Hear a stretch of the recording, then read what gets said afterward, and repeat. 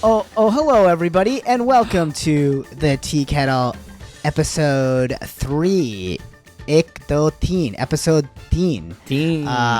Yes, teen. And this is the DesiQuest After Show podcast, exclusive to our Patreon backers. We love them so. We love these Patreon backers. We love all of our backers. This entire endeavor could not be possible without you, dear listener. So thank you so much. I'm your host, Sandeep, executive producer and cast member who plays Ash, and my co-pilot is none other than the supersonic Omar Najam, who plays Murka. Oh my gosh, thank you for that supersonic shout out. Oh, thank you. The shout out is equivalent to you. It's like they're one and the same. They're both as supersonic as each other, is what you're trying to say. Wow. I wish I was recording this at my parents' place so I could turn to them and tell them what you just said about me. That was very nice. Thank you. Yeah, you're like, I broke the sound barrier, Mom and Dad. I'm important. I'm a fast little boy.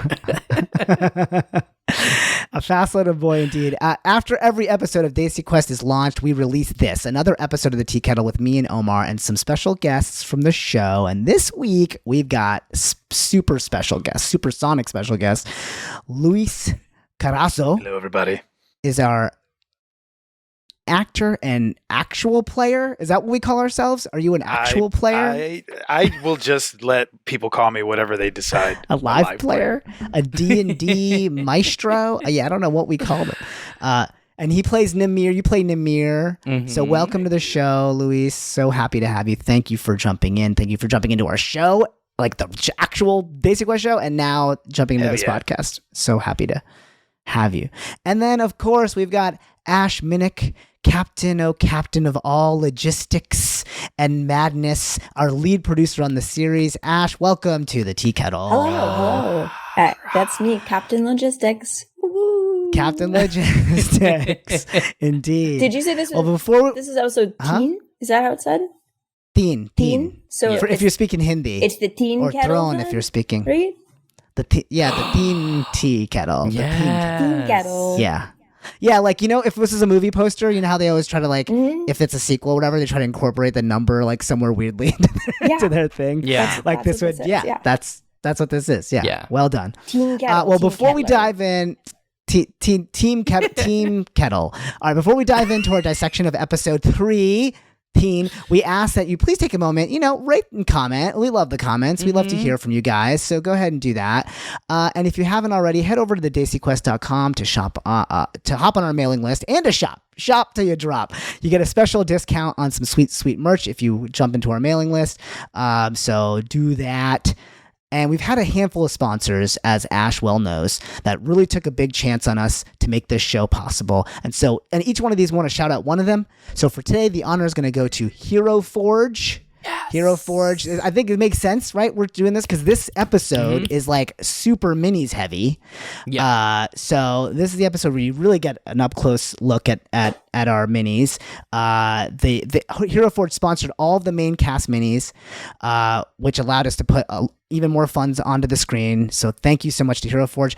I personally had such a blast building my character Ash on their site. Like I don't do this. This is one of my first times ever building a character like this. And so it was so easy, so fun. It's fully customizable tabletop miniatures with dozens of like fantasy species and thousands of parts to choose from. Like I get to create my Varana, like monkey, half monkey kind of creature using all their stuff. And it was just so easy and fun.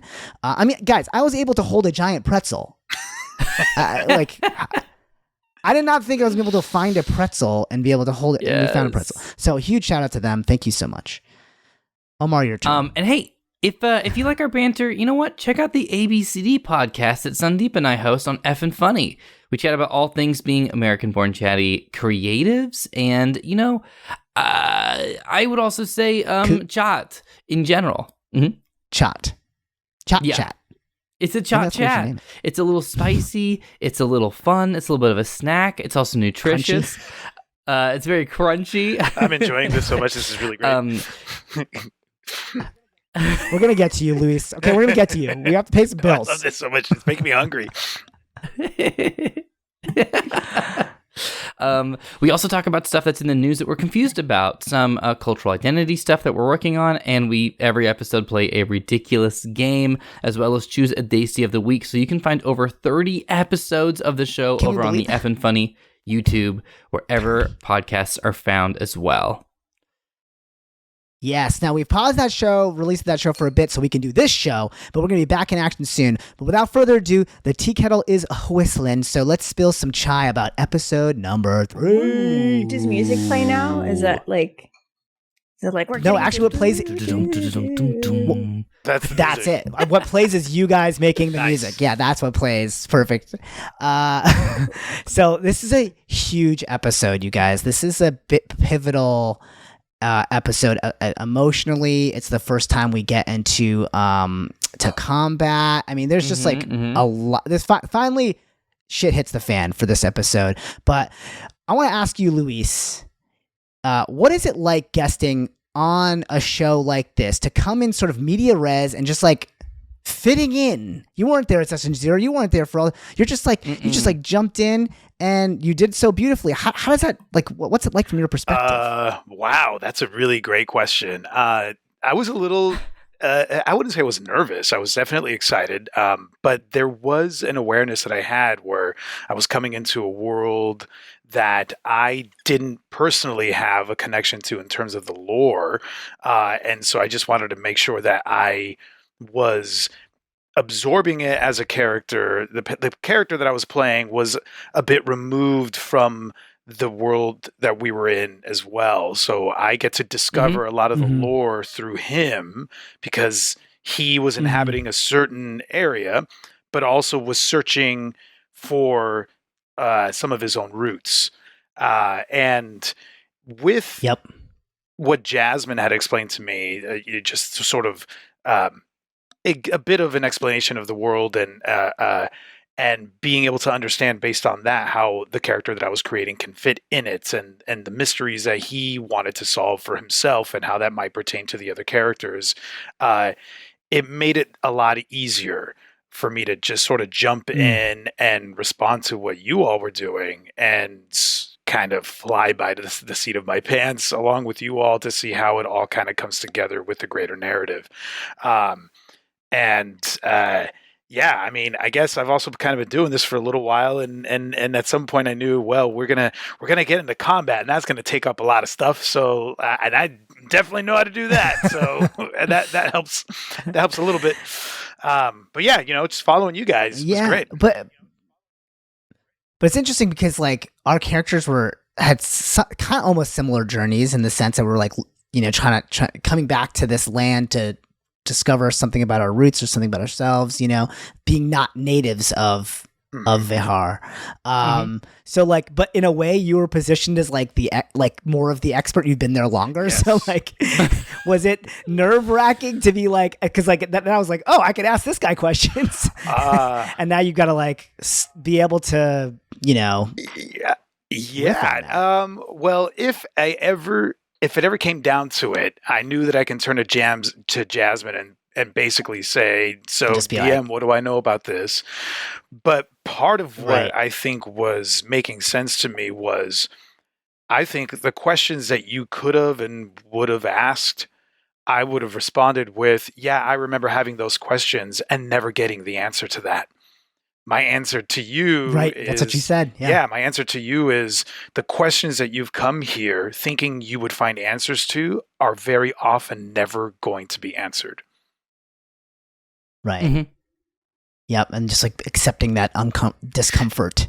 Yeah, no, you had this like very Yoda kind of wise sage vibe for my character, which is really great.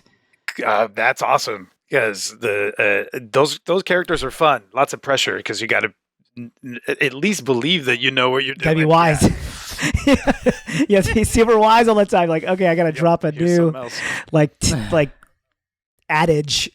I have kind of a related question for you, Luis, kind of on that note, because so similarly, Luis and I have both been NPCs in the World of Darkness, and that show is insane because you never break character. And, you go into it, and I have on multiple occasions gone into it where Jason Carl handed me like 3 pages of information and was just like, at some point, talk to them about the geography of the valley. And I'm like, how is that? So you can't, like in those shows, you can't go like, hey, GM, can you help me with this thing I don't know, right? You can't do that, really. You can. It's like nobody breaks character at any point, and we're all in costume. And it's like this feeling like you have to just. And I found it helpful to very similar to what Luis just said, like find character aspects that make you very vague. So when people were like, vampires always lie. So when people ask me questions that I as a person didn't know the answer to, I would just either lie and make it obvious I was lying, or I'd be like, I'm not telling you that. I'm not giving that info away, Yeah. Hey, so sorry to interrupt, but the rest of this episode is for our Patreon subscribers only. So if you'd like to hear the rest of this juicy conversation, let me tell you, it gets juicy. There's another 50 minutes, 50 of this conversation over at patreon.com/DesiQuest. Thank you so much for supporting the show.